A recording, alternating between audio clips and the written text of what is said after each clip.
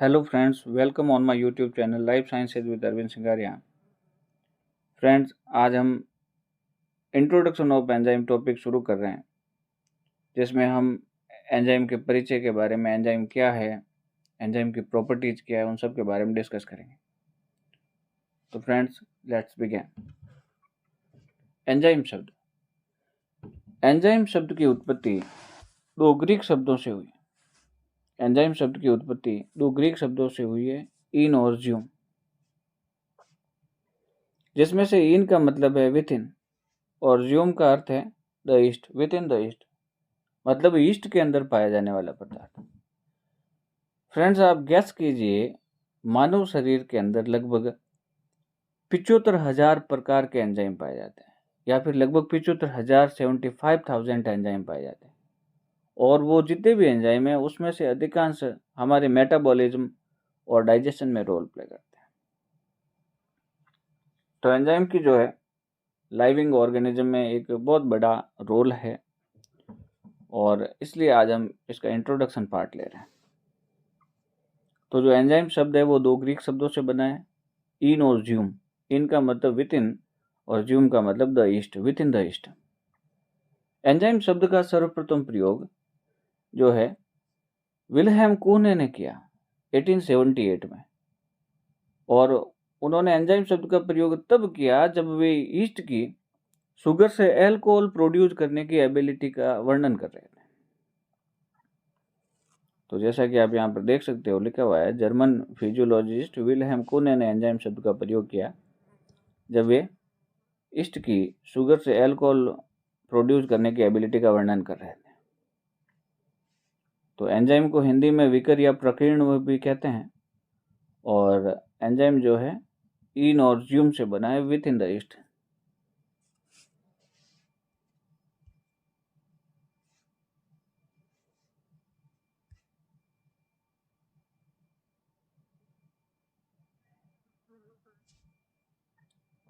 Enzyme की definition. तो enzyme की डेफिनेशन, परिभाषा में हम कहते हैं कि एंजाइम प्रोटीन से बने हुए पदार्थ होते हैं।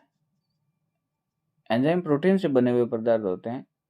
ये सजीवों में होने वाली जैव रासायनिक अभिक्रियाओं, बायोकेमिकल रिएक्शन को स्पीड अप करते हैं, उनको रेगुलेट करते हैं। ये बायोकेमिकल रिएक्शंस में एक कैटलिस्ट का कार्य करते हैं। बायोकेमिकल्स रिएक्शन की गति को बढ़ा देते हैं। बायोकेमिकल रिएक्शन की एक्टिवेशन एनर्जी को कम करके जल्दी से जल्दी उत्पाद प्राप्त कराते हैं, और खुद उस रिएक्शन में खर्च नहीं होते। तो प्रोटीन से बने हुए वे पदार्थ जो सजीवों में होने वाली जैव रासायनिक अभिक्रियाओं की गति को बढ़ा देते हैं, उनकी सक्रिय ऊर्जा को कम कर देते हैं, तथा जल्दी उत्पाद प्राप्त कराते हैं, तथा खुद उस जैव रासायनिक अभिक्रिया में खर्च नहीं होते, वो एंजाइम कहलाते हैं। तो यहाँ पर आप देख सकते हैं, प्रोटीन से बने हुए पदार्थ जो केवल जीवित जीवों में बनते हैं तथा सजीव कोशिकाओं में होने वाली रासायनिक अभिक्रियाओं को इंड्यूस या उत्प्रेरित करते हैं, तो वो एंजाइम कहलाता है। The biological process that occur within all living organism are chemical reaction। के जो जैविक तंत्र है, उस जैविक तंत्र, जीवित सजीवों का जो जैविक तंत्र है वो अधिकांशतः केमिकल रिएक्शंस है, और वो केमिकल रिएक्शंस किन के द्वारा रेगुलेट होती है? एंजाइम के द्वारा रेगुलेट होती है। भाई, एक सजीव में क्या हो रहा है? सारी की सारी रासायनिक अभिक्रिया हो रही है, जिन्हें हम जैव रासायनिक अभिक्रिया कहते हैं। तो वो जैव रासायनिक अभिक्रियाओं को नियंत्रित कौन कर रहा है? उनको नियंत्रित कर रहा है एंजाइम।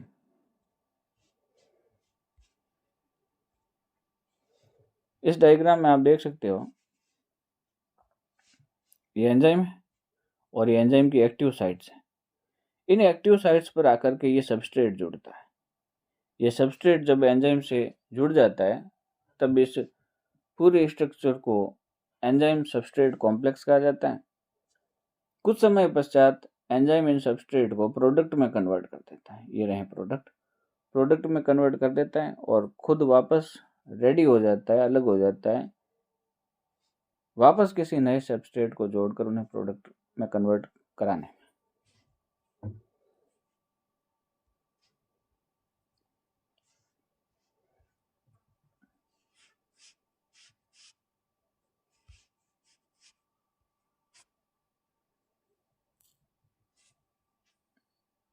ये डेफिनेशन अभी अपन ने डिस्कस करी। प्रोटीन से बने हुए पदार्थ जो केवल जीवित जीवों में ही बनते हैं तथा सजीव कोशिकाओं में होने वाली बायोकेमिकल रिएक्शन जैव रासायनिक अभिक्रियाओं को उत्प्रेरित करते हैं। जैविक क्रियाएं जो सजीवों में होती है वे रासायनिक अभिक्रिया होती है तथा अधिकांशतः एंजाइम के द्वारा नियंत्रित होती है। एंजाइम प्रोटीन होते हैं जो हमारे शरीर के मेटाबॉलिज्म व बायोकेमिकल रिएक्शंस की स्पीड को बढ़ाते हैं।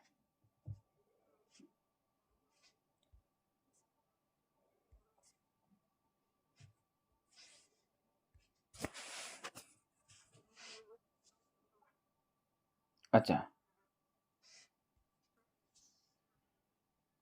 जब ये बायोकेमिकल रिएक्शंस को उत्प्रेरित करते हैं, कैटलाइज्ड कर देते हैं, इसलिए इन्हें बायोकैटलिस्ट कहते हैं, जैव उत्प्रेरक कहते हैं। और ये अभिक्रिया की जो है एक्टिवेशन एनर्जी को कम करते हैं, सक्रियण ऊर्जा को कम कर देते हैं। एंजाइम जैव उत्प्रेरक भी कहलाते हैं क्योंकि ये जैव रासायनिक अभिक्रियाओं की गति को बढ़ा देते हैं जो सजीवों में होती है। एंजाइम उत्प्रेरक की तरह व्यवहार करते हैं, बिहेव करते हैं। ये सक्रियण ऊर्जा को, एक्टिवेशन एनर्जी को कम करके रिएक्शन की स्पीड को बढ़ा देते हैं तथा जल्दी उत्पाद का निर्माण कर रिएक्शन को कंप्लीट कराते हैं।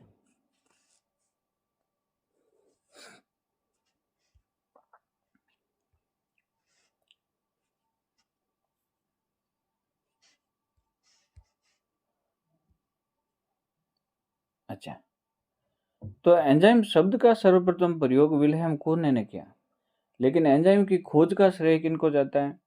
तो एंजाइम की खोज का श्रेय जाता है भाई बुकनर को या बुचनर को, एडवर्ड बुचनर को। और एडवर्ड बुचनर ने जो है जाइमेज एंजाइम की खोज की। एंजाइम शब्द तो दिया था कुर्ने ने, लेकिन एंजाइम की खोज का श्रेय बुचनर को जाता है और इन्होंने जाइमेज एंजाइम की खोज की 1897 में। फादर ऑफ एंजाइम कौन है? एडवर्ड बुचनर है। एंजाइम शब्द का सर्वप्रथम प्रयोग जर्मन फिजियोलॉजिस्ट विलियम कोहने द्वारा किया गया जब वे शुगर से अल्कोहल बनाने के लिए ईस्ट की क्षमता का वर्णन कर रहे थे। एंजाइम की खोज का श्रेय बुचनर को जाता है। बुचनर ने 1897 में जाइमेज एंजाइम की खोज की।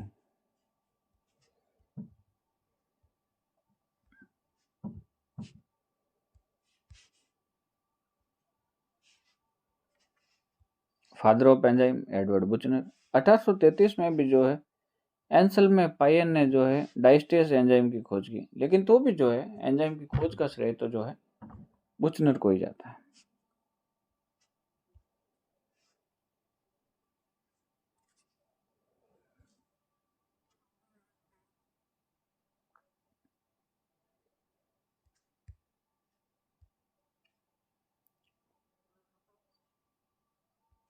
अच्छा, क्रिस्टलाइजेशन।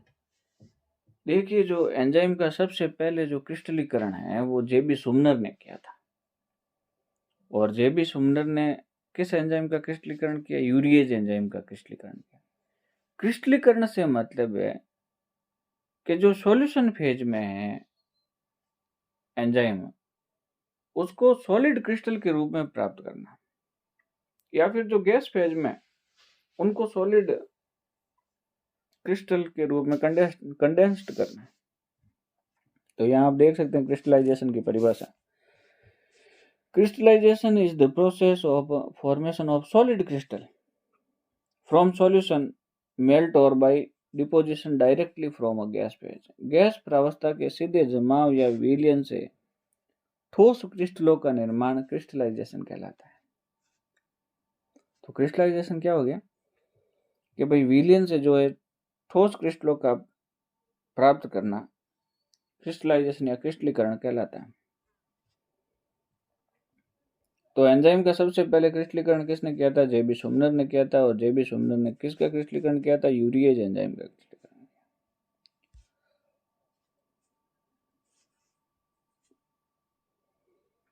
जैसा कि यहाँ आप देख सकते हैं, किसी भी एंजाइम के क्रिस्टलीकरण का उद्देश्य दो लक्ष्यों में से किसी एक को प्राप्त करना होता है। जब हम क्रिस्टलीकरण करते हैं तो उसके पीछे दो उद्देश्य है, या तो प्रोटीन का शुद्धिकरण या फिर संरचनात्मक अध्ययन के लिए उपयुक्त उत्पाद तैयार करना। फिर जेबी सुमनर एक अमेरिकन बायोकेमिस्ट थे और सुमनर ने यूरिएज एंजाइम का जो है क्रिस्टलीकरण किया। यूरिएज एंजाइम क्या करता है? यूरिया पर वर्क करता है और यूरिया को जो है यूरिएज अमोनिया और CO2 में तोड़ देता है। यूरिएज एंजाइम यूरिएज एंजाइम इस यूरिया को अमोनिया और CO2 में जो है तोड़ देता है।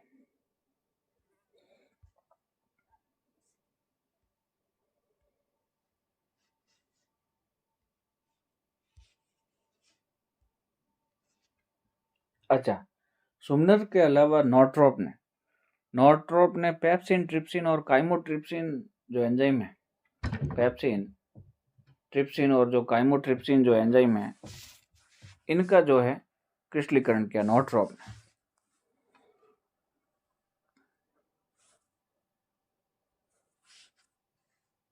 नॉर्ट्रोप ने पेप्सिन, ट्रिप्सिन और काइमोट्रिप्सिन जो एंजाइम है उनका क्रिस्टलीकरण किया। पेप्सिन प्रोटीन का पाचन करेगा, ट्रिप्सिन ये भी जो है प्रोटीन का पाचन करता है, काइमोट्रिप्सिन। सुमनर, नॉर्ट्रोप और स्टैनले को 1946 में केमिस्ट्री का नोबेल प्राइज मिला।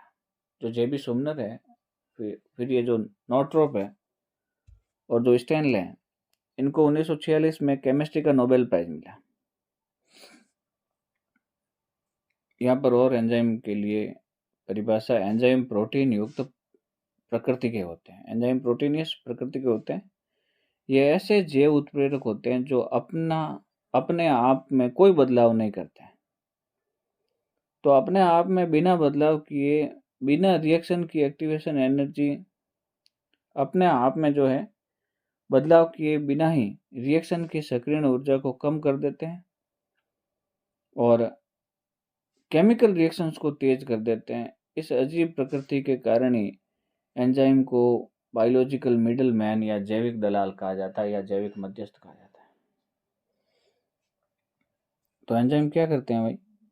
एंजाइम प्रोटीन प्रकृति के पदार्थ होते हैं जो जैव उत्प्रेरक होते हैं, अपने आप में कोई परिवर्तन नहीं करेंगे और जो केमिकल रिएक्शन है उसकी एक्टिवेशन एनर्जी को कम कर देंगे तथा उत्पाद को प्राप्त कराते हैं। इसी नेचर के कारण इन्हें जैविक दलाल या बायोलॉजिकल मिडलमैन या जैविक मध्यस्थ कहते हैं।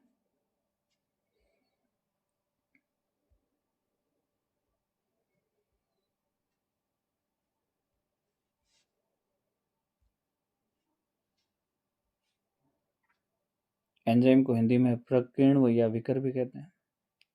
अच्छा, जो क्लाडे बर्नार्ड ने बताया था कि जो अग्नाशयी रस होता है, पैनक्रियाटिक जूस, उसमें बहुत ही जबरदस्त डाइजेस्टिव कैपेसिटी पाई जाती है, पाचन की क्षमता पाई जाती है, क्योंकि उसके अंदर क्या पाए जाते हैं? पाचक एंजाइम पाए जाते हैं, डाइजेस्टिव जूस पाए जाते हैं। और भाई भोज्य पदार्थों में हम क्या लेते हैं? कोई भी भोजन करते हैं उसमें या तो कार्बोहाइड्रेट या प्रोटीन या फैट होता है। तो जो पैनक्रियाटिक जूस है उसमें पाए जाने वाले डाइजेस्टिव एंजाइम इन सभी भोज्य पदार्थों को डाइजेस्ट कर देते हैं। तो जो ट्रिप्सिन जो एंजाइम है ये भी प्रोटीन का पाचन करता है, एमाइलेज करता है कार्बोहाइड्रेट का, और जो लाइपेज है ये लाइपेज करता है लिपिड का पाचन। और अल्कोहल का निर्माण भी जो है फर्मेंटेशन के द्वारा, किण्वन के द्वारा एंजाइम की सक्रियता का ही परिणाम है। तो जो अल्कोहल फॉर्मेशन होता है, अल्कोहल प्रोडक्शन, ये भी एंजाइम रेगुलेटेड रिएक्शंस है।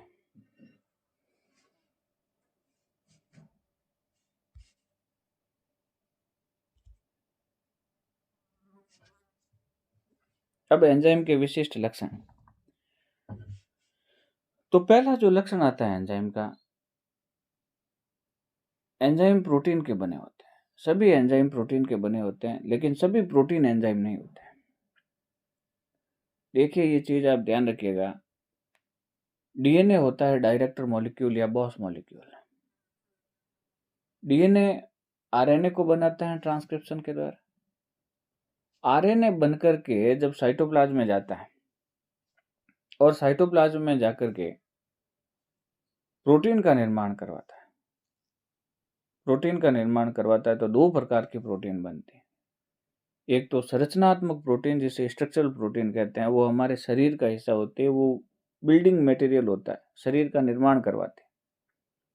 और दूसरे प्रकार के प्रोटीन बनते हैं फंक्शनल प्रोटीन, क्रियात्मक प्रोटीन। और वो क्रियात्मक प्रोटीन होते हैं एंजाइम, जो पूरी मेटाबॉलिज्म में जो जितनी भी जैव रासायनिक क्रियाएं हो रही हैं, बायोकेमिकल रिएक्शंस, उन्हें रेगुलेट करने का काम करता है।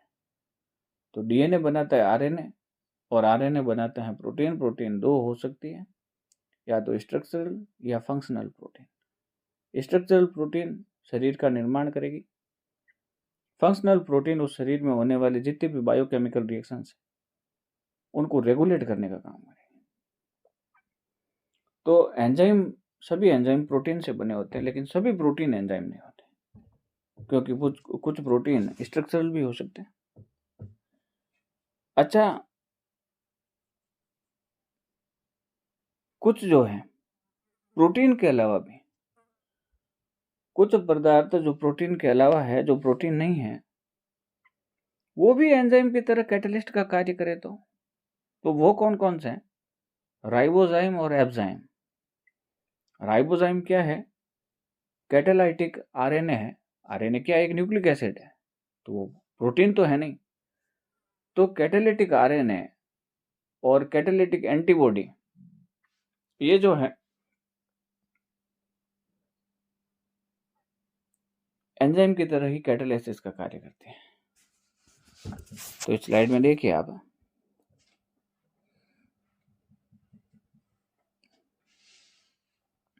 एंजाइम की प्रोटीन प्रकृति। सभी एंजाइम प्रोटीन होते हैं, लेकिन सभी प्रोटीन एंजाइम नहीं होते। एक बार सभी एंजाइम को प्रोटीन माना गया था, लेकिन 1980 के दशक में राइबोजाइम होता है कैटालाइटिक आरएनए। कैटालाइटिक आरएनए ऐसा न्यूक्लिक एसिड जो उत्प्रेरक क्षमता रखता है।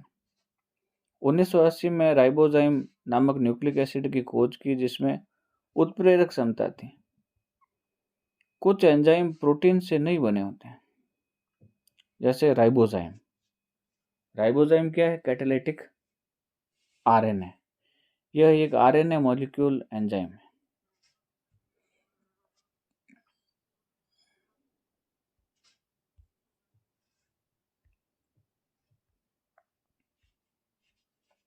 तो राइबोजाइम जो है प्रोटीन से नहीं बना है, और लेकिन फिर भी ये एंजाइम की तरह उत्प्रेरक गुण रखता है।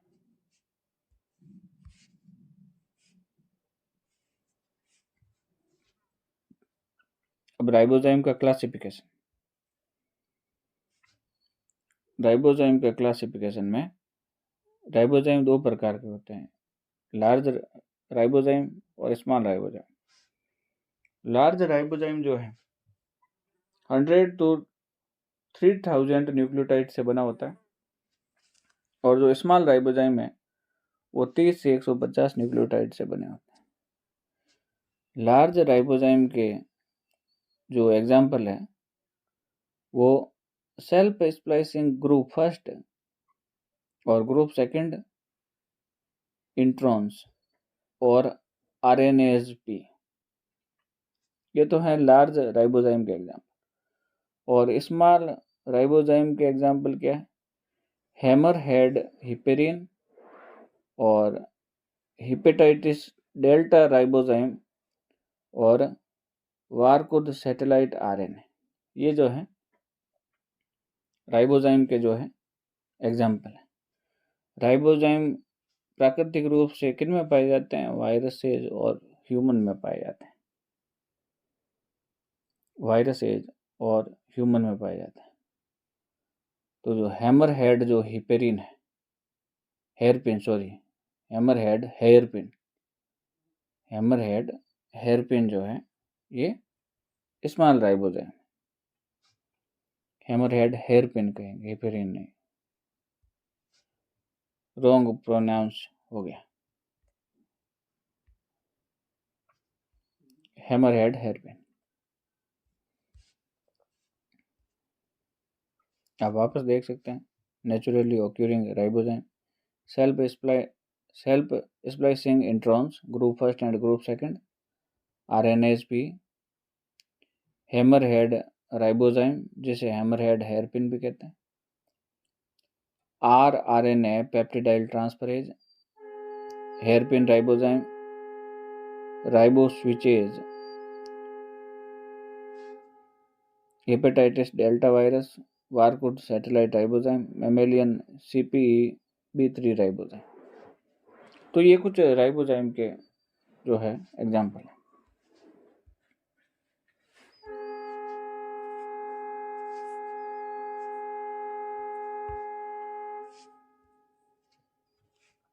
अच्छा, राइबोजाइम के अलावा भी कुछ ऐसे पदार्थ हैं जो एंजाइम की तरह उत्प्रेरक का गुण रखते हैं। तो वो कौन कौन से हो गए? वो है एक एग्जाम्पल उसका एब्जाइम, कैटालाइटिक एंटीबॉडी।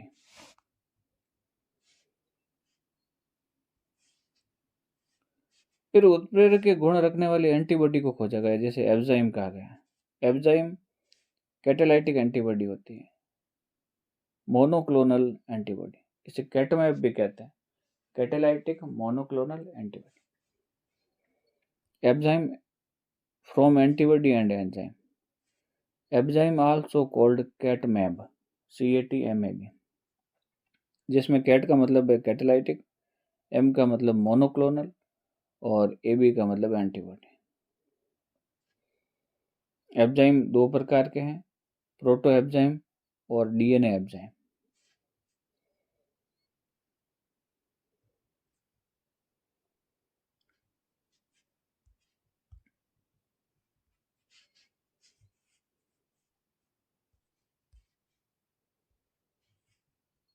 यहाँ पर देख रहे हैं आप एब्जाइम का डायग्राम, ये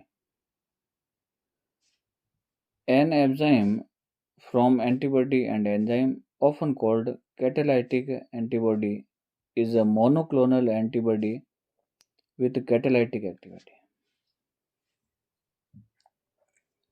तो ये एंटीबॉडी है, लेकिन ये उत्प्रेरक के गुण रखती है एंजाइम की तरह, तो इसलिए जो है इसे भी जो एब्जाइम कह दिया।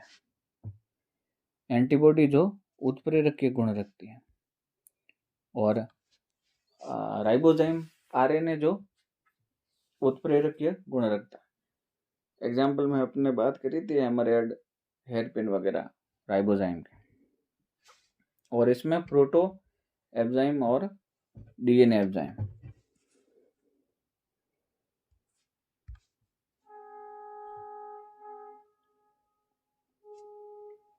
फिर देखिए,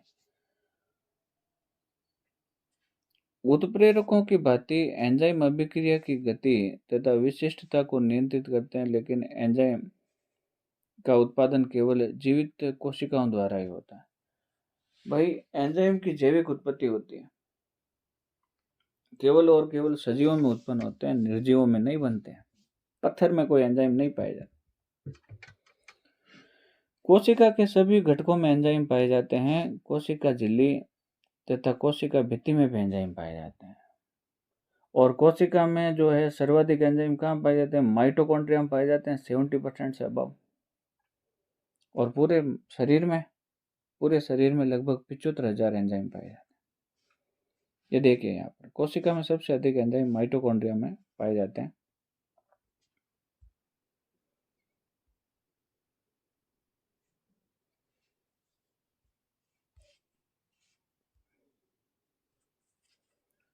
वापस जो अपन ने पहले रिवाइज किया था, जिसे पढ़ा था, वही स्टेटमेंट आ गया। एंजाइमों को बायोलॉजिकल मिडिल मैन या जैविक दलाल या जो जैविक मध्यस्थ है, इस नाम से जाना जाता है। एंजाइम की संरचना, संगठन तथा कार्यों का अध्ययन एंजाइमोलॉजी कहलाता है। तो स्ट्रक्चर, कंपोजिशन एंड वर्क की जो स्टडी है एंजाइम की, वो एंजाइमोलॉजी कहलाता है।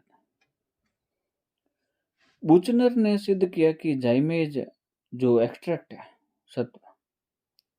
इसमें शर्करा के किण्वन की क्षमता होती है, शुगर के फर्मेंटेशन की क्षमता होती है।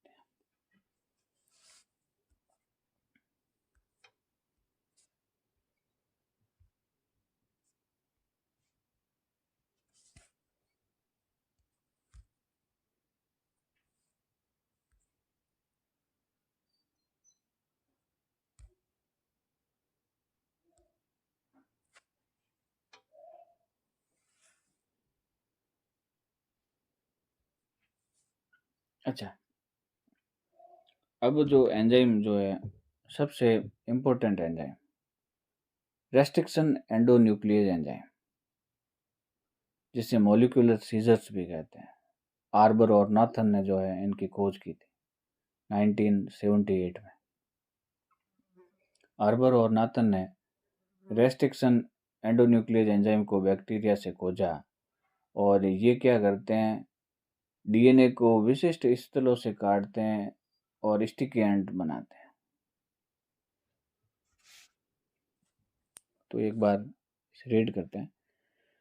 आर्बर एवं नाथन ने रेस्ट्रिक्शन एंडोन्यूक्लियस एंजाइम की खोज की, जिसके लिए इन्हें नोबेल प्राइज मिला। रेस्ट्रिक्शन एंडोन्यूक्लियस एंजाइम डीएनए के दोनों जो स्ट्रैंड है उनको विशिष्ट स्थलों पर स्टिकी एंड्स उत्पादित करता है। Restriction endonuclease enzyme recombinant DNA technology में एक महत्वपूर्ण टूल है। It is produced by bacteria that cleave DNA at specific and. ये डीएनए को जो है विशिष्ट स्थलों पर काटता है, रेस्ट्रिक्शन एंडोन्यूक्लियस एंजाइम।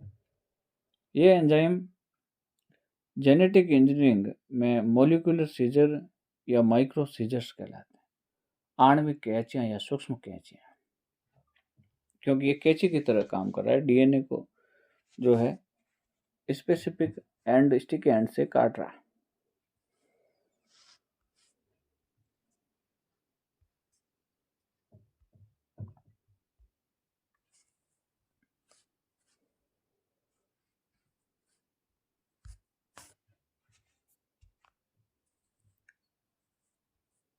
अच्छा, एंजाइमी प्रोटीन में 20 अमीनो अम्ल होते हैं। एक एंजाइम की पॉलीपेप्टाइड चेन टर्सरी स्ट्रक्चर होती है। जो एंजाइम की जो पॉलीपेप्टाइड चेन होती है वो एक तृतीयक संरचना है प्रोटीन की। टर्सरी स्ट्रक्चर एंजाइम की जैविक सक्रियता के लिए आवश्यक होती है। एंजाइम की जो बायोलॉजिकल एक्टिविटी है उसके लिए टर्सरी स्ट्रक्चर जरूरी होती है। तृतीयक संरचना की क्षति से एंजाइम की सक्रियता प्रभावित होती है। यदि उस एंजाइम के प्रोटीन की टर्सरी स्ट्रक्चर डैमेज हो जाती है तो एंजाइम जो है प्रॉपरली वर्क नहीं कर पाता, उसका जो वर्क है वो डिस्टर्ब होता है।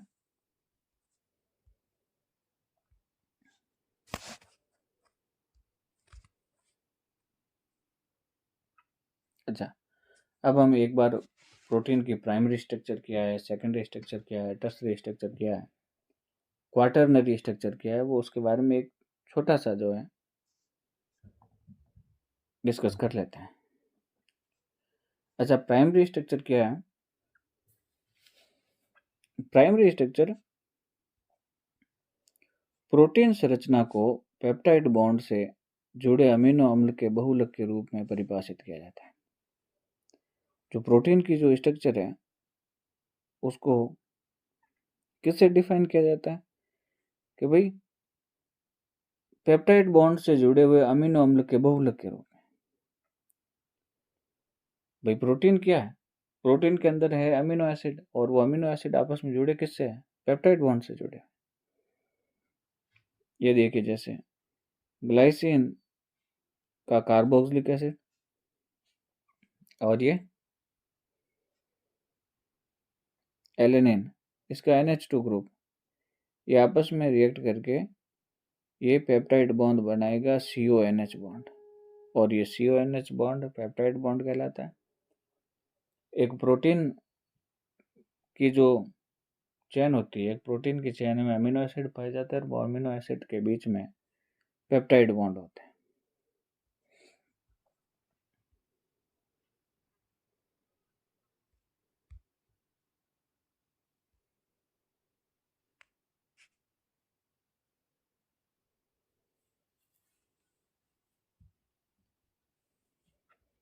अच्छा,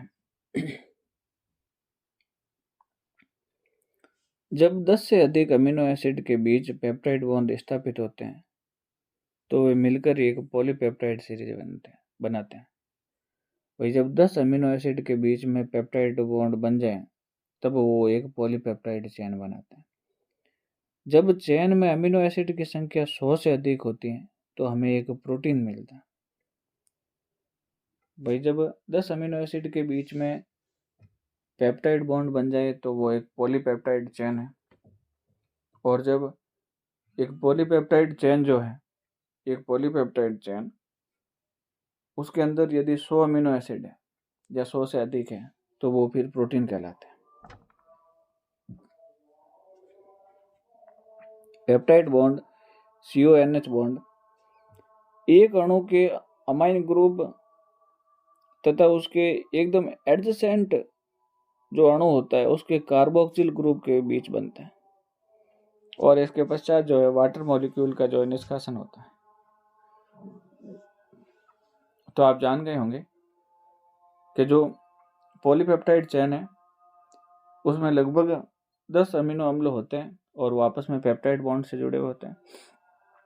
जब एक पॉलीपेप्टाइड चेन में 100 से अधिक अमीनो एसिड हो जाते हैं जो आपस में पेप्टाइड बॉन्ड से जुड़े हुए हैं तो वो एक प्रोटीन कहलाता है। और ये पेप्टाइड बॉन्ड बनता कैसे है कि एक मॉलिक्यूल के तो कार्बोक्सिल ग्रुप है और दूसरे का अमाइन ग्रुप है, ये आपस में जुड़ करके पेप्टाइड बॉन्ड का निर्माण करते हैं।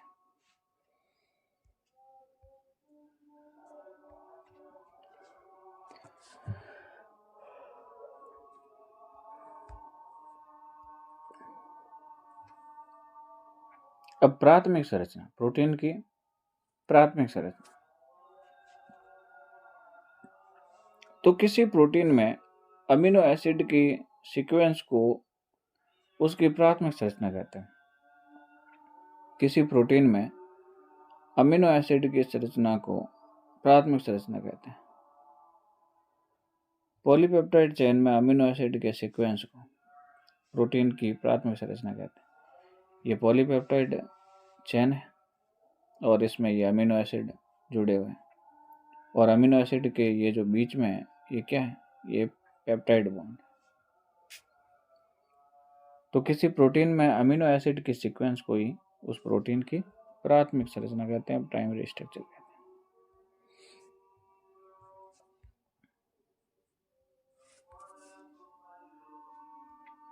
फिर सेकेंडरी स्ट्रक्चर। तो सेकेंडरी स्ट्रक्चर में क्या होगा, सेकेंडरी स्ट्रक्चर में प्रोटीन जो होगा वो केवल पॉलीपेप्टाइड की सिंपल चेन में मौजूद नहीं रहते हैं। वो क्या करते हैं, ये पॉलीपेप्टाइड चेन्स पेप्टाइड लिंक के अमाइन और कार्बोक्सिल ग्रुप के बीच परस्पर क्रिया के कारण मुड़ जाते हैं। जो पॉलीपेप्टाइड चेन है उसमें अमीन और जो कार्बोक्सिल ग्रुप है उसके बीच में रिएक्शंस के कारण क्या होती है कि मुड़ जाती है। और ये जो सेकेंडरी स्ट्रक्चर है वो दो प्रकार के हो सकते हैं, अल्फा हेलिक्स और बीटा प्लीटेड शीट, इस प्रकार से। तो जो कार्बोक्सिल ग्रुप और जो अमाइन ग्रुप है उसमें आपस में क्रिया करने के कारण क्या होता है, ये फोल्ड हो जाती है, मुड़ जाती है, जिसे सेकेंडरी स्ट्रक्चर कहते हैं।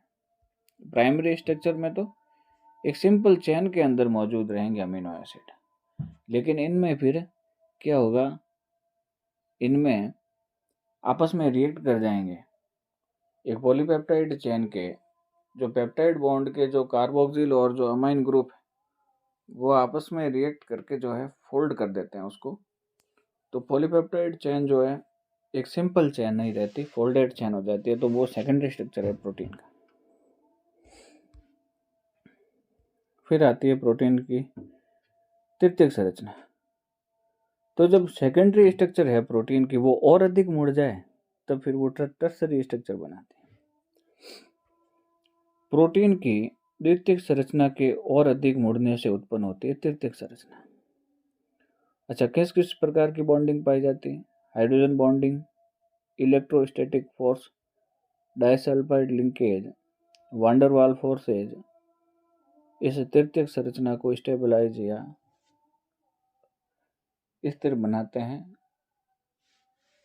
स्टेबल बनाते हैं। यह है तृतीयक संरचना।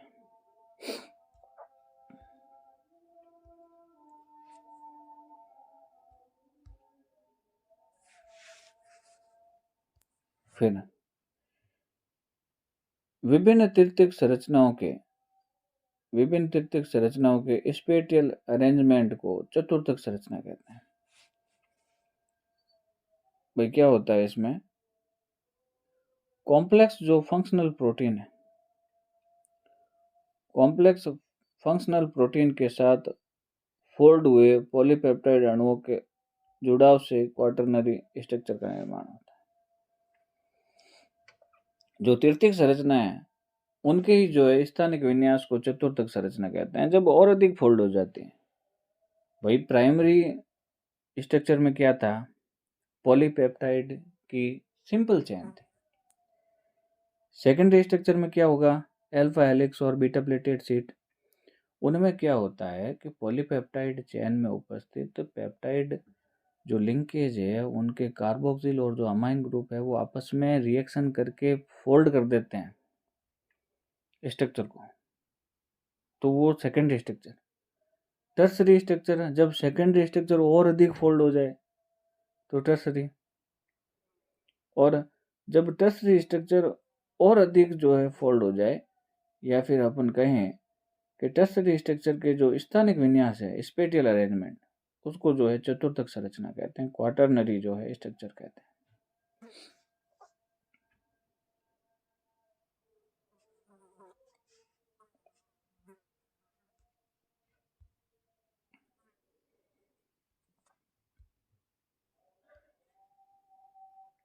अच्छा, नेक्स्ट प्रॉपर्टी है एंजाइम। तो एंजाइम जो है उच्च अणुभार वाले जो वृहद अणु होते हैं, मैक्रोमोलिक्यूल होते हैं, हाई मोलिकुलर वेट, लगभग 10,000 से जो है 20 लाख तक जो है इनका मोलिकुलर वेट होता है। तो आप इसमें देख सकते हैं एंजाइम उच्च अणुभार वाले मैक्रोमोलिक्यूल होते हैं। ये अमीनो एसिड्स की चेन से बनते हैं जो आपस में पेप्टाइड बॉन्ड से जुड़ी रहते हैं। इनका मोलिकुलर वेट लगभग 10,000 से 20 लाख होता है। एंजाइम उच्च अणुभार वाले प्रोटीन होते हैं जो एक या अधिक उत्पाद बनाने के लिए क्रियाकारक के अणु पर क्रिया करते हैं।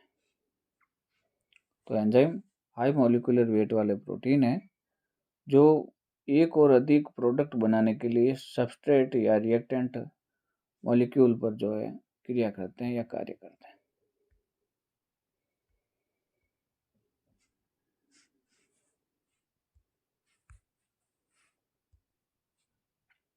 अच्छा, एंजाइम को अपन डीनेचर भी कर सकते हैं, विकृत भी कर सकते हैं, उसका काम करवाना बंद भी कर सकते हैं। कैसे कि यदि अपन किसी साल्ट या सॉल्वेंट या रिएजेंट का प्रयोग करें तो उसकी सहायता से अपन एंजाइम को डीनेचर भी कर सकते हैं। तो एंजाइम जो है, एंजाइम को साल्ट या सॉल्वेंट्स या जो किसी रिएजेंट्स के द्वारा डीनेचर या प्रेसिपिटेट भी किया जा सकता है। एंजाइम जो है उसके अणु बड़े होते हैं, इस कारण ये कोलाइडियल प्रॉपर्टी भी रखते हैं, कोलाइडियल प्रॉपर्टी भी शो करते हैं। एंजाइम अणु आकार में बड़े होने के कारण कोलाइडी प्रकृति रखते हैं, इसलिए एंजाइम में सेमी परमिएबल मेम्ब्रेन को पार करने की बहुत कम प्रवृत्ति या फिर कोई प्रवृत्ति नहीं पाई जाती। तो एंजाइम के जो अणु होते हैं वो वृहद अणु होते हैं, मैक्रोमोलिक्यूल, इसलिए जो है कोलाइडियल प्रॉपर्टी रखते हैं ये, और ये सेमी परमिएबल मेम्ब्रेन जो अर्धपारगम्य झिल्ली है उससे लगभग पार नहीं होते।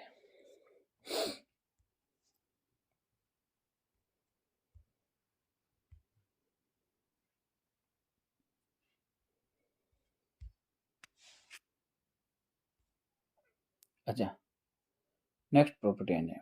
एंजाइम एम्फोटेरिक नेचर के होते हैं, उभयधर्मी प्रकृति के होते हैं। इन पर जो है एसिडिक और बेसिक ग्रुप पाए जाते हैं एंजाइम पर, तो ये अम्ल और साथ दोनों के साथ रिएक्शन कर देते हैं, उभयधर्मी प्रकृति के होते हैं। एंजाइम उभयधर्मी प्रकृति के होते हैं। एंजाइम की सरफेस पर बड़ी संख्या में एसिडिक तथा बेसिक ग्रुप होते हैं, जिससे एंजाइम अम्ल तथा सार दोनों के साथ क्रिया कर सकता है। अच्छा, एंजाइम जो है टेम्परेचर के प्रति संवेदनशील होता है, तापक्रम के प्रति संवेदी होता है। ये 0 डिग्री सेंटीग्रेड जो अत्यधिक कम तापमान है और अत्यधिक उच्च तापमान 70-80 डिग्री सेंटीग्रेड, उस पर ये निष्क्रिय रहते हैं, इनएक्टिव होते हैं। लेकिन यदि ऑप्टिमम टेम्परेचर मिले 25 से 35 डिग्री सेंटीग्रेड पर, तो ये जो है एक्टिव होते हैं, अपनी अधिकतम सक्रियता दर्शाते हैं, जो इस स्टेटमेंट में शो हो रहा है। एंजाइम ताप के प्रति संवेदनशील होते हैं। अत्यधिक कम तापमान 0 डिग्री सेंटीग्रेड पर तथा अत्यधिक उच्च तापमान 65 से 70 डिग्री सेंटीग्रेड पर ये निष्क्रिय हो जाते हैं तथा 25 से 35 डिग्री सेंटीग्रेड पर अपनी अधिकतम सक्रियता प्रदर्शित करते हैं।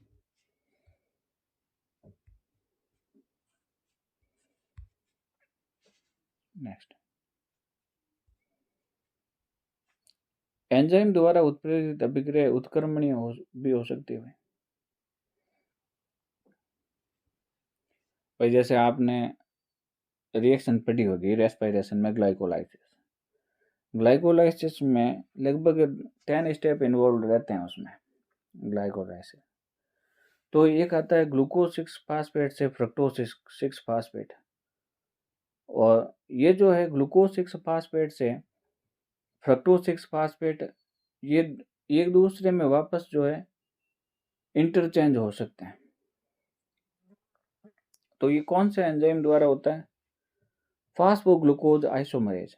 तो फास्फोग्लूकोज आइसोमरेज ग्लूकोज 6 फास्फेट को फ्रक्टोज 6 फास्फेट में भी कन्वर्ट कर सकता है और वापस फ्रक्टोज 6 फास्फेट को ग्लूकोज 6 फास्फेट में भी कन्वर्ट कर सकता है। तो एंजाइम द्वारा जो कैटेलाइज जो रिएक्शन है वो रिवर्सिबल भी हो सकती है। एंजाइम पीएच संवेदी होते हैं। पेप्सिन एंजाइम एक पर्टिकुलर पीएच पर काम करता है और ट्रिप्सिन एंजाइम अपनी एक पर्टिकुलर पीएच पर काम करता है। पेप्सिन एंजाइम जो है 1.5 पर जो है पीएच पर क्रियाशील होते हैं और जो ट्रिप्सिन एंजाइम है वो 8.0 पीएच पर क्रियाशील होते हैं। जैसा कि आप इस स्लाइड में देख रहे हो, एंजाइम पीएच सेंसिटिव होते हैं, पेप्सिन 1.5 पर और ट्रिप्सिन 8 पर।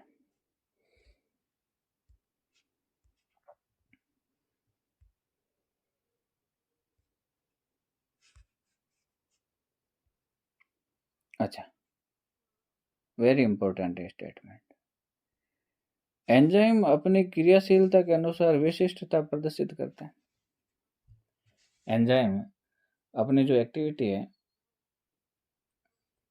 उसके अनुसार विशिष्टता स्पेसिफिसिटी प्रदर्शित करते हैं।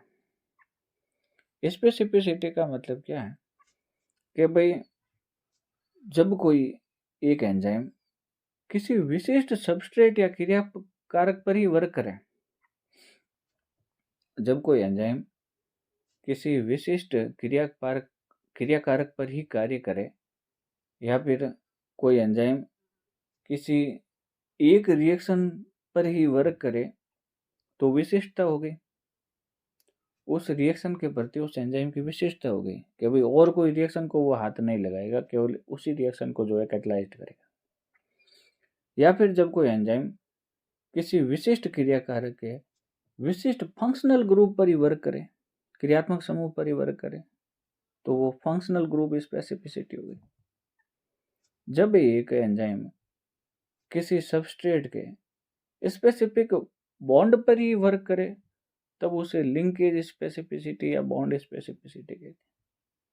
जब कोई एंजाइम किसी स्पेसिफिक ऑप्टिकल आइसोमर पर ही वर्क करे, तो उसे स्टीरियोकेमिकल स्पेसिफिसिटी कह देते हैं। तो विशिष्टता या स्पेसिफिसिटी क्या है? जब कोई एंजाइम या तो केवल एक रिएक्शन को ही कैटेलाइज करे या फिर किसी पर्टिकुलर एक सबस्ट्रेट पर ही वर्क करे, या फिर किसी सबस्ट्रेट के किसी विशिष्ट फंक्शनल ग्रुप पर वर्क करें, या फिर किसी सबस्ट्रेट के किसी स्पेसिफिक बॉन्ड पर वर्क करें, या फिर किसी स्पेसिफिक ऑप्टिकल आइसोमर पर वर्क करे, तो ये होती है स्पेसिफिसिटी। तो एंजाइम अपनी क्रियाशीलता के अनुसार विशिष्टता प्रदर्शित करते हैं। जब एक एंजाइम किसी विशिष्ट क्रियाकारक या किसी विशिष्ट क्रियात्मक समूह फंक्शनल ग्रुप या किसी विशिष्ट बंध पर ही कार्य करता है तो इसे विशिष्टता कहते हैं। तो इसे विशिष्टता कहते हैं।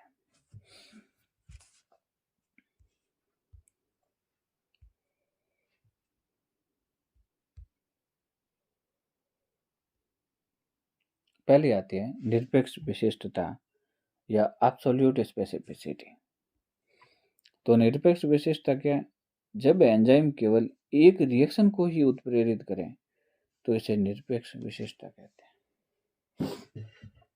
ये देखिए आप यहाँ पर, जब एक एंजाइम किसी एक विशिष्ट क्रियाकारक पर ही कार्य करता है तब इसे निरपेक्ष विशिष्टता कहते हैं। जैसे यूरिएज है, यूरिएज एंजाइम हमेशा यूरिया पर ही कार्य करेगा। माल्टेज एंजाइम माल्टोज पर ही कार्य करेगा। ट्रिप्सिन या प्रोटीएज जो है प्रोटीन पर ही कार्य करेगा।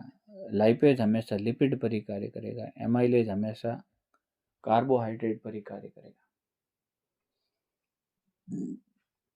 तो ये इन एंजाइम की विशिष्टता हो गई, स्पेसिफिसिटी हो गई। इसे निरपेक्ष विशेषता कहते हैं कि पूरा का पूरा ये क्रियाकारक या एक रिएक्शन इन एंजाइम के लिए स्पेसिफिक हो गई।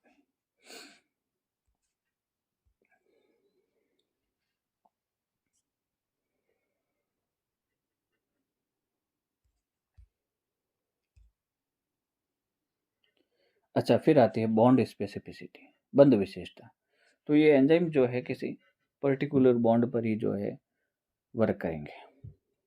तो इसमें आप देख सकते हैं, जब एक एंजाइम किसी विशिष्ट क्रियाकारक के किसी विशिष्ट बंध पर ही कार्य करता है तब उसे बंध विशेषता कहते हैं।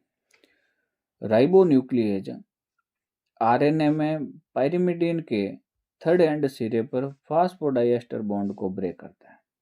तो जो राइबोन्यूक्लिएज जो एंजाइम होता है वो आरएनए में जो पिरिमिडीन होता है उसके थर्ड एंड सिरे पर उपस्थित फास्फोडाइएस्टर बॉन्ड को ही तोड़ता है। ये उसकी विशेषता हो गई। बंध विशिष्टता को लिंकेज स्पेसिफिसिटी भी कहते हैं। लिंकेज स्पेसिफिसिटी भी कहते हैं बंध विशिष्टता को। तो पहली हो गई निरपेक्ष विशिष्टता, ऑब्सोल्यूट स्पेसिफिसिटी। फिर ये दूसरी बॉन्ड या लिंकेज स्पेसिफिसिटी, बंध विशिष्टता। और फिर नेक्स्ट अभी पहले हम देख लेते हैं फास्फोडाइएस्टर बॉन्ड क्या होता है। तो फास्फोडाइएस्टर बॉन्ड अभी जो पीछे आया, तो कोई भी न्यूक्लिक एसिड है उसमें फास्फोडाइएस्टर बॉन्ड क्या बनता है कि एक न्यूक्लियोटाइड का तो शुगर और दूसरे न्यूक्लियोटाइड का जो फास्फेट समूह है उसके मध्य जो बॉन्ड बनेगा वो होगा फास्फोडाइएस्टर बॉन्ड।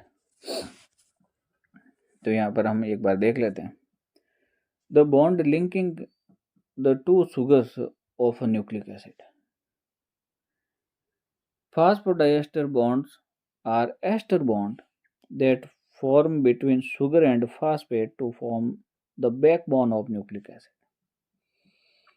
एक न्यूक्लियोटाइड के शुगर तथा दूसरे न्यूक्लियोटाइड के फास्फेट के मध्य जो बॉन्ड बनता है वो फास्फोडाइएस्टर बॉन्ड होता है। Phosphodiester bond function is crucial to stabilize the structure of DNA and RNA. Phosphodiester bond का काम क्या है कि वो डीएनए व आरएनए के जो स्ट्रक्चर को जो मेंटेन करके रखता है। ये एस्टर बॉन्ड है जो न्यूक्लिक एसिड की बैकबोन बनाने के लिए शुगर और फास्फेट के बीच बनते हैं। तो फास्फोडाइएस्टर बॉन्ड क्या है? एस्टर बॉन्ड है जो दो न्यूक्लियोटाइड के मध्य बनता है। एक न्यूक्लियोटाइड का तो शुगर और दूसरे न्यूक्लियोटाइड के फास्फेट के मध्य जो बॉन्ड बने वो फास्फोडाइएस्टर बॉन्ड। काम क्या है? तो काम है बिल्कुल ये डीएनए और आरएनए के स्ट्रक्चर को मेंटेन किया है। ये रहा।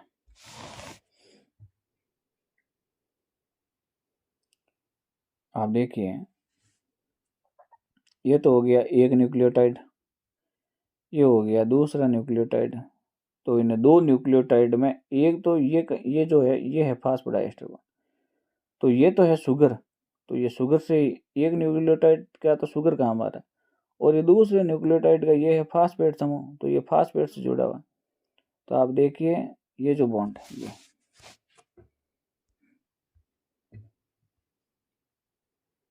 ये वाला बॉन्ड, तो ये तो शुगर है और ये फास्फेट है, तो एक न्यूक्लियोटाइड के तो हो गए शुगर और दूसरे न्यूक्लियोटाइड का हो गया फास्फेट। तो शुगर और फास्फेट के मध्य बनने वाला जो बॉन्ड होगा वो फास्फोडाइएस्टर बॉन्ड होगा।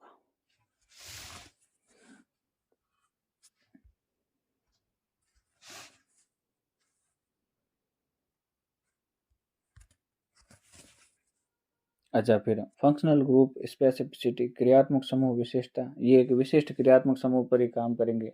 स्पेसिफिक एंजाइम जो है स्पेसिफिक फंक्शनल ग्रुप पर ही वर्क करेगा। जब एक एंजाइम किसी सबस्ट्रेट के किसी क्रियाकारक के विशिष्ट क्रियात्मक समूह पर ही कार्य करे तो इसे क्रियात्मक समूह विशिष्टता कहते हैं। एल्कोहल डीहाइड्रोजिनेज जो है एल्कोहल ग्रुप पर ही काम करेगा। हेक्सोकाइनेज किसी हेक्सोकाइनेज शुगर पर ही काम करेगी। The enzyme will act only on molecules that have a specific functional group such as amino, phosphate और मिथाइल ग्रुप। जैसे कि अमीनो है, अमीनो ग्रुप हो गया, फास्फेट ग्रुप हो गया और मिथाइल ग्रुप हो गया, इन पर ही जो है ये वर्क करते हैं। तो specific enzyme specific functional group पर ही जो है वर्क करता है, इसे फंक्शनल ग्रुप स्पेसिफिसिटी कहते हैं।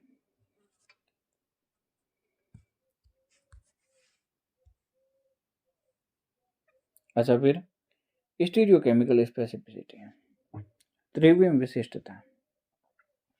तो त्रिविम विशिष्टता क्या हो गई कि जब कोई enzyme the enzyme will act on a particular steric और ऑप्टिकल आइसोमर, जब एक एंजाइम किसी पर्टिकुलर ऑप्टिकल आइसोमर या जिसे अपन एनेंशियोमर भी कहते हैं, एक पर्टिकुलर प्रकाशिक समावयवी पर ही क्रिया करे, एक पर्टिकुलर प्रकाशिक समावयवी पर ही क्रिया करे, तब इसे त्रिविम विशिष्टता कहते हैं।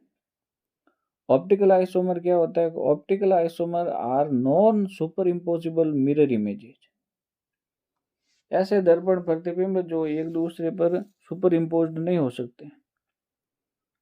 A set of optical isomer are called enantiomer। Optical isomer को हम एनेंशियोमर भी कहते हैं। Enantiomer can not be interconverted without breaking bonds. जो प्रकाशिक समावयवी होते हैं दो, जिन दोनों को अपन एनेंशियोमर कहते हैं, वो एक दूसरे में इंटरकन्वर्ट नहीं हो सकते जब तक कि उनके बॉन्ड को न तोड़ें। तो कायरल कार्बन नीचे दे रखा है, कायरल कार्बन क्या है? जिसमें जिससे जुड़े हुए जो चारों ग्रुप हो वो अलग अलग हो, तो वो कायरल कार्बन।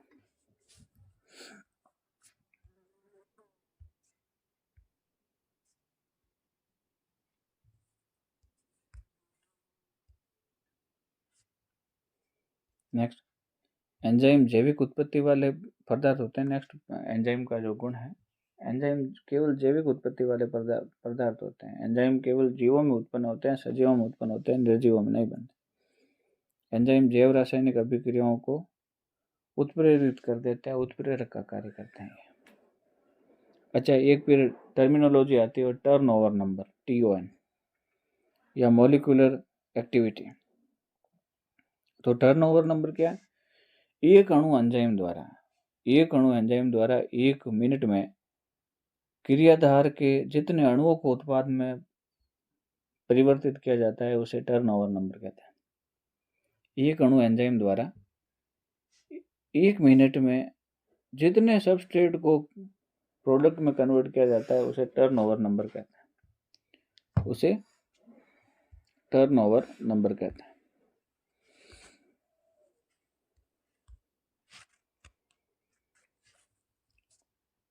एंजाइम रिएक्शन की स्पीड को बढ़ा देते हैं लेकिन स्वयं खर्च होते नहीं।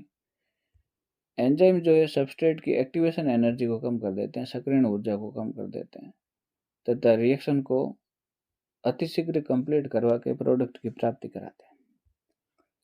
एंजाइम को कोशिकाओं से बाहर भी निकाला जा सकता है, सेल से बाहर अपन निकाल सकते हैं तथा फिर इंडस्ट्रियल पर्पज से जो महत्वपूर्ण अभिक्रिया है उनको इंड्यूस करने के लिए अपन प्रयोग में ले सकते हैं।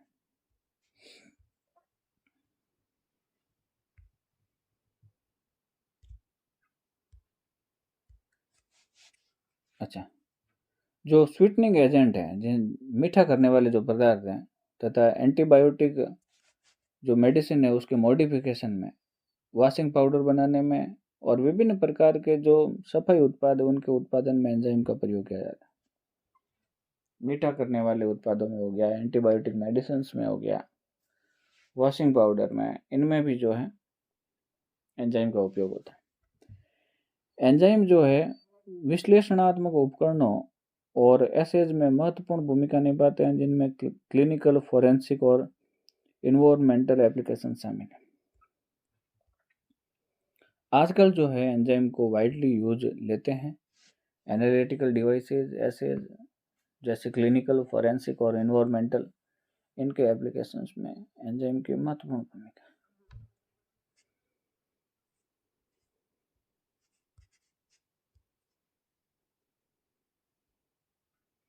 एंजाइम की संरचना तथा संगठन। एंजाइम की संरचना तथा संगठन देखिए, एंजाइम जो है कंपोनेंट्स के आधार पर, एंजाइम में पाए जाने वाले घटक के आधार पर एंजाइम को दो भागों में बांटा गया है। एक तो सरल एंजाइम और दूसरे संयुग्मित एंजाइम, सिंपल एंजाइम और कॉन्जुगेटेड एंजाइम। तो सिंपल एंजाइम क्या है? ऐसे एंजाइम जो केवल प्रोटीन के बने हैं, ऐसे एंजाइम जो केवल प्रोटीन के बने हैं उन्हें सरल एंजाइम या सिंपल एंजाइम कहते हैं। तथा संयुग्मित एंजाइम ऐसे एंजाइम जो प्रोटीन के अलावा, जो प्रोटीन के साथ साथ अप्रोटीन भाग से भी बने हैं, उसे अपन संयुग्मित एंजाइम या कॉन्जुगेटेड एंजाइम कहते हैं।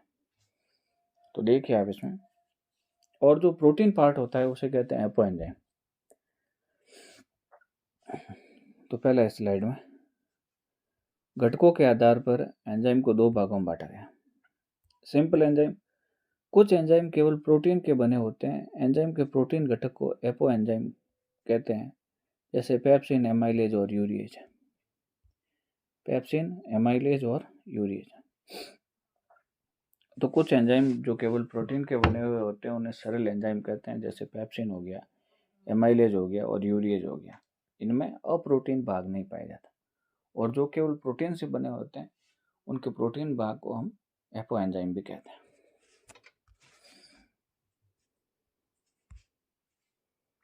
फिर आता है कॉन्जुगेटेड एंजाइम। कॉन्जुगेटेड एंजाइम में प्रोटीन पार्ट के अलावा अप्रोटीन पार्ट भी पाया जाता है। तो प्रोटीन के साथ में अप्रोटीन पार्ट भी पाया जाता है, और ये जो प्रोटीन पार्ट और अप्रोटीन पार्ट है ये मिलकर के एक कंप्लीट एंजाइम बनाते हैं, पूर्ण एंजाइम बनाते हैं। इसलिए इसे संयुग्मित एंजाइम को होलो एंजाइम भी कहते हैं। होलो एंजाइम क्या होता है? ऐसा एंजाइम जो प्रोटीन तथा नॉन प्रोटीन पार्ट दोनों से मिलकर बना हुआ हो। तो इस स्लाइड में आप देख सकते हैं, अधिकांश एंजाइम में एक प्रोटीन घटक तथा एक अप्रोटीन घटक पाया जाता है। इन एंजाइम के प्रोटीन घटक को एपो एंजाइम तथा नॉन प्रोटीन घटक को कोफैक्टर कहते हैं। ध्यान रखिएगा, जो अप्रोटीन भाग है, नॉन प्रोटीन भाग है, उसे कोफैक्टर कहते हैं, सहकारक कहते हैं। जो एंजाइम की जो कैटालिटिक प्रॉपर्टी है उसको और इनहांस करते हैं, कोफैक्टर। एपो एंजाइम तथा कोफैक्टर परस्पर मिलकर एक संपूर्ण एंजाइम या होलो एंजाइम बनाते हैं।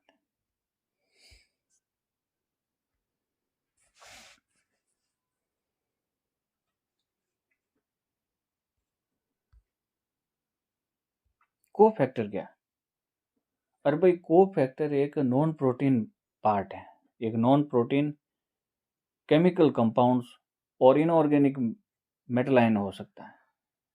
कोफैक्टर एक नॉन प्रोटीन केमिकल कंपाउंड या मेटेलिक आयन होता है, जो एंजाइम की उत्प्रेरक के रूप में सक्रियता के लिए आवश्यक होते हैं।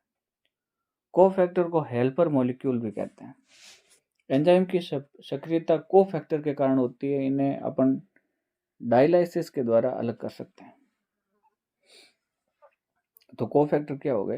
केमिकल कंपाउंड्स या मॉलिक्यूल या मतलब मेटेलिक आयन जो एंजाइम की जो कैटालिटिक प्रॉपर्टी है उसको इनहांस करते हैं। इन्हें हेल्पर मॉलिक्यूल भी कहते हैं। ये देखिए आप, एपो एंजाइम ये जो केवल है प्रोटीन से बना हुआ, तो प्रोटीन से बना हुआ है, प्रोटीन पार्ट है, तो ये एपो एंजाइम है। और अभी ये इनएक्टिव एंजाइम है। ये फिर आया आगे को एंजाइम या कोफैक्टर या प्रोस्थेटिक ग्रुप। तो ये जो को एंजाइम आया या कोफैक्टर आया नॉन प्रोटीन कंपाउंड, ये फिर जब यहाँ पर जुड़ता है इस एंजाइम से, इस डायग्राम में देखिए आप, ये को एंजाइम या कोफैक्टर या प्रोस्थेटिक ग्रुप इस एंजाइम से जुड़ा हुआ है। ये जब जुड़ता है तो ये कंप्लीट एंजाइम हो जाता है। तो कंप्लीट एंजाइम को कहते हैं होलो एंजाइम। होलो मीन्स कंप्लीट होता है। तो ये अब एक्टिव एंजाइम हो गया। और जब ये सबस्ट्रेट, ये वाला जो सबस्ट्रेट है, ये सबस्ट्रेट आकर के यहाँ जब बाइंड होगा तब ये फिर एंजाइम सबस्ट्रेट कॉम्प्लेक्स बनेगा। तो जो एपो एंजाइम होते हैं, एपो एंजाइम केवल और केवल प्रोटीन से बने हुए होते हैं। और जो होलो एंजाइम है, होलो एंजाइम वो प्रोटीन और नॉन प्रोटीन पार्ट दोनों से मिलकर बने होते हैं। अच्छा, कोफैक्टर को जो है, कोफैक्टर को हम जो है जनरली दो भागों में बांटते हैं।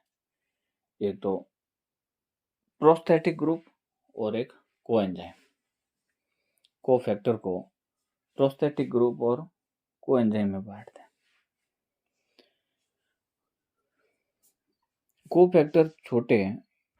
कोफैक्टर छोटे हीट स्टेबल अणु होते हैं और इनकी प्रकृति कार्बनिक या अकार्बनिक हो सकती है।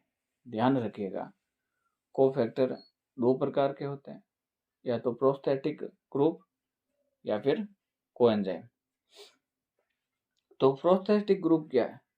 प्रोस्थेटिक ग्रुप जो है वो इनऑर्गेनिक मेटल आयन होते हैं और ये inorganic metal ion tightly bind होते हैं।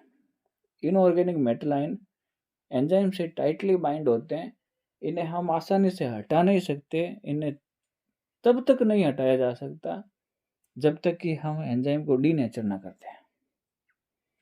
तो प्रोस्थेटिक ग्रुप में जो भी नॉन प्रोटीन पार्ट एंजाइम से जुड़ा हुआ होता है वो एंजाइम से टाइटली बाउंड होता है। और जो कोएंजाइम है, कोएंजाइम में जो नॉन प्रोटीन पार्ट एंजाइम से जुड़ा हुआ होता है वो लूजली बाउंड होता है, वो आसानी से अलग हो सकता है कोएंजाइम। तो ये प्रोस्थेटिक ग्रुप और कोएंजाइम हो गया, जैसे आप इस स्लाइड में देखें। प्रोस्थेटिक ग्रुप कोफैक्टर का ही एक प्रकार है। बिल्कुल ऐसे कोफैक्टर जो एंजाइम से टाइटली बाइंड होते हैं और इन्हें एंजाइम को डीनेचर किए बिना नहीं हटाया जा सकता, प्रोस्थेटिक ग्रुप कहलाते हैं। और अधिकांश प्रोस्थेटिक ग्रुप जो है अकार्बनिक होते हैं तथा इनमें धात्विक परमाणु या मेटेलिक एटम पाया जाता है।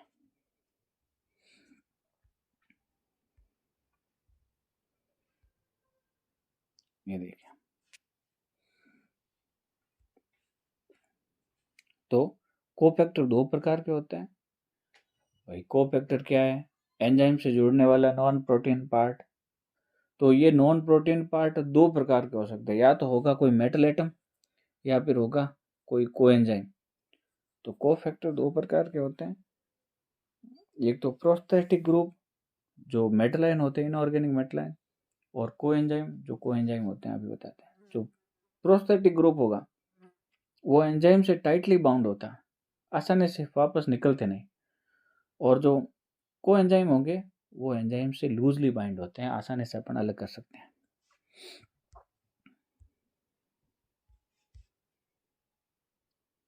अच्छा, ये एग्जांपल देखिए आप, prosthetic group, iron iron in heme group, iron in heme group for cytochrome C oxidase and hemoglobin।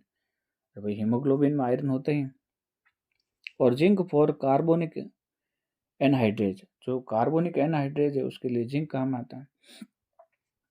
Copper for complex fourth of the respiratory chain, electron transport system में जो complex 4 है उसके लिए कॉपर आयन आवश्यक होता है।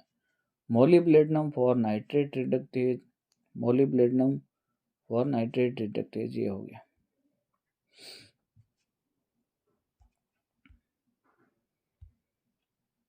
तो ये प्रोस्थेटिक ग्रुप ऐसे कोफैक्टर जो इनऑर्गेनिक मेटलाइन होते हैं और ये आसानी से अलग नहीं होते एंजाइम से।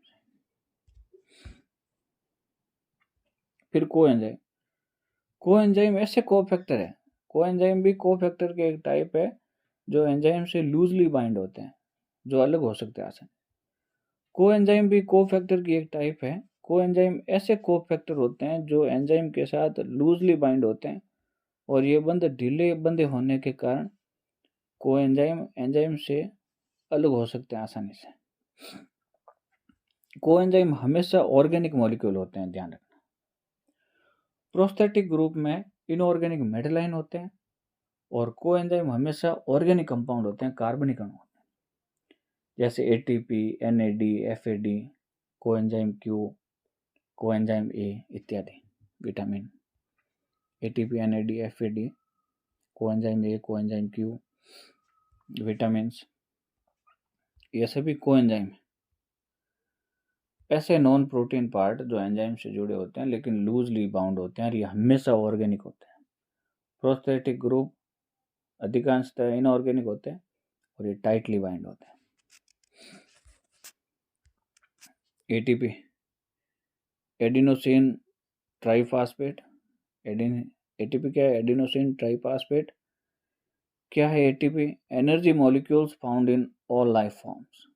ये एक ऊर्जा अणु है जो सभी जीवित जीवों में पाया जाता है। एटीपी एंजाइम के साथ जब कार्य करता है तो एटीपी ट्राइफॉस्फेट एंजाइम कहलाता है। एटीपी जब एंजाइम के साथ में कार्य करता है तब एटीपी ट्राइफॉस्फेट एंजाइम ये कहलाता है। यह अपने फास्फेट ग्रुप को हटाकर कोशिकाओं को ऊर्जा प्रदान करता है। यह अपने फास्फेट ग्रुप को हटा करके कोशिकाओं को एनर्जी प्रोवाइड करवाता है एटीपी। तो एडिनोसिन ट्राइफॉस्फेट हो गया, एडिनोसिन ट्राइफॉस्फेट।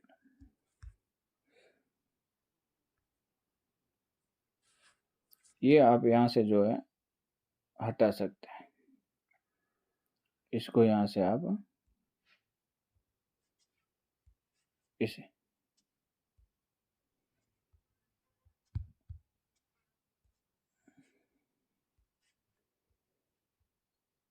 इसकी जरूरत है, एडिनोसिन ट्राइफॉस्फेट। तो ये एटीपी हो गया और एटीपी के बाद में हम नेक्स्ट लेते हैं एनएडी, निकोटिनामाइड एडेनिन डाइन्यूक्लियोटाइड। ये भी जो है महत्वपूर्ण है। हम NAD, coenzyme A, coenzyme cure, इनके बिना हम सरवाइव नहीं कर सकते। निकोटिनामाइड एडेनिन डाइन्यूक्लियोटाइड क्या करता है? ये एनएडी कोशिकाओं तथा डीएनए के मध्य एनर्जी को ट्रांसफर करता है।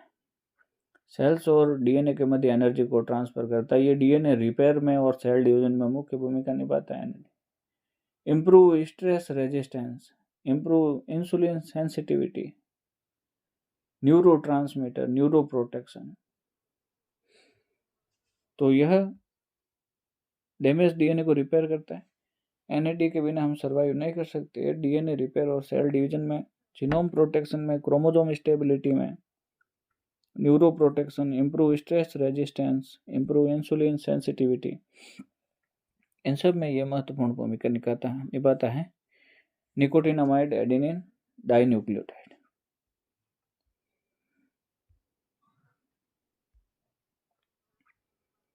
Next FAD, flavin adenine dinucleotide. तो एफएडी का क्या यूज है? Cofactor of cytochrome B5 reductase. ये कोफैक्टर है, सहकारक है साइटोक्रोम B5 प्रिडिक्टेज का। ये हीमोग्लोबिन को उसकी जो है रिड्यूस्ड स्टेट में जो है स्टेबल करके रखता है, उसकी मेंटेन करके रखता है। हीमोग्लोबिन की जो है रिड्यूस्ड स्टेट है उसको मेंटेन करके रखने का काम एफएडी का। ये क्या करते हैं, जो एनर्जी मोटर मेटाबॉलिज्म है जैसे फोटोसिंथेसिस, एरोबिक रेस्पिरेशन, डीनाइट्रिफिकेशन और सल्फर रेस्पिरेशन, इसमें ये अपनी महत्वपूर्ण भूमिका निभाता है। फ्लेवो एंजाइम जो एफएडी, एफएमएनआर हो गए ये।